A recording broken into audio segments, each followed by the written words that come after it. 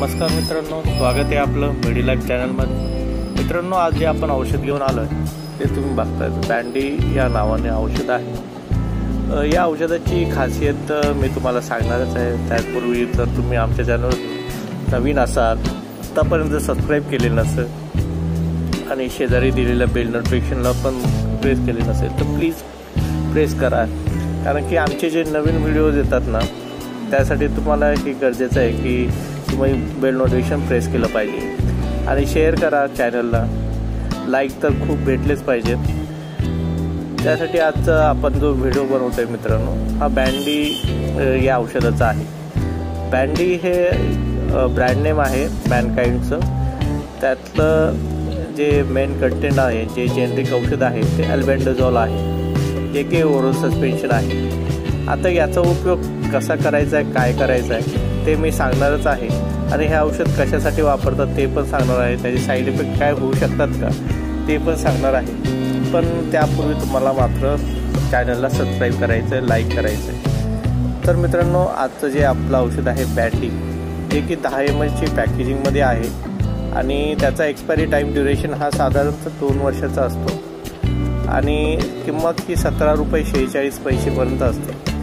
जर तुम्ही ऑनलाईन मागवलं तर तुम्हाला 25% डिस्काउंट भेटतो आणि किंवा मेडिकल स्टोअरमध्ये किंवा जेनेरिक स्टोअरमध्ये सुद्धा तुम्हाला हे औषध अवेलेबल असू शकतं।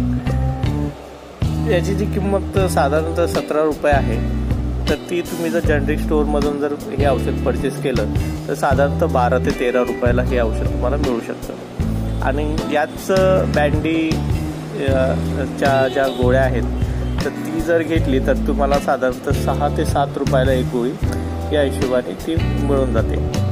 तर मित्रांनो, हे अल्बेंडाझोल जे औषध आहे ना, तर ते जे जंत होतात लहान मुलांच्या पोटामध्ये, तर त्यांना कमी करायचं काम हे औषध करणार आहे।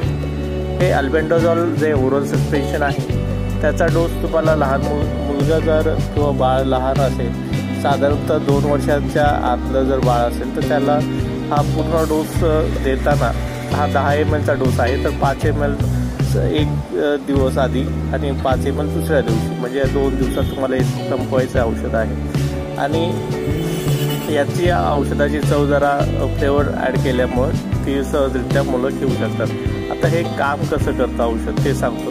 हे अल्बेंडाझोल जे असतं ना, ते जंताची जी शुगर ॲब्सॉर्प्शन कॅपॅसिटी असते ती कमी करते।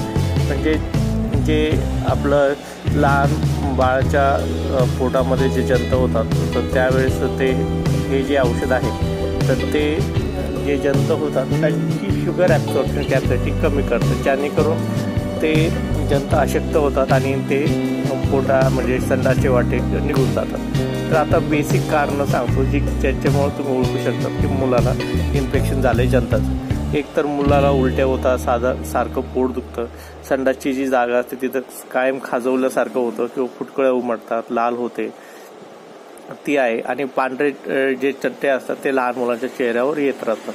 तर त्यासाठी तुम्ही लक्षात ठेवा की जेव्हा पण तुम्हाला इन्फेक्शन झालं असेल किंवा लहान बाळाला इन्फेक्शन झालं असेल, हे बेसिक कारण असतात। मुलं जेवत नाही, पोट दुखतं आणि संडासच्या जागेवर त्याला कायम खाज सुटत असते।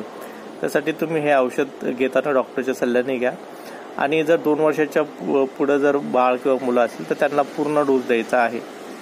ही पूर्ण 10 ml चा एक डोस डॉक्टरच्या सल्ल्याने द्या, जेणेकरून तुम्हाला लवकर परिणाम होईल। मित्रांनो, हा व्हिडिओ जर तुम्हाला आवडला असेल तर नक्की लाईक करा, शेअर करा, सबस्क्राईब करा। धन्यवाद। आपला दिन मंगलमय असो।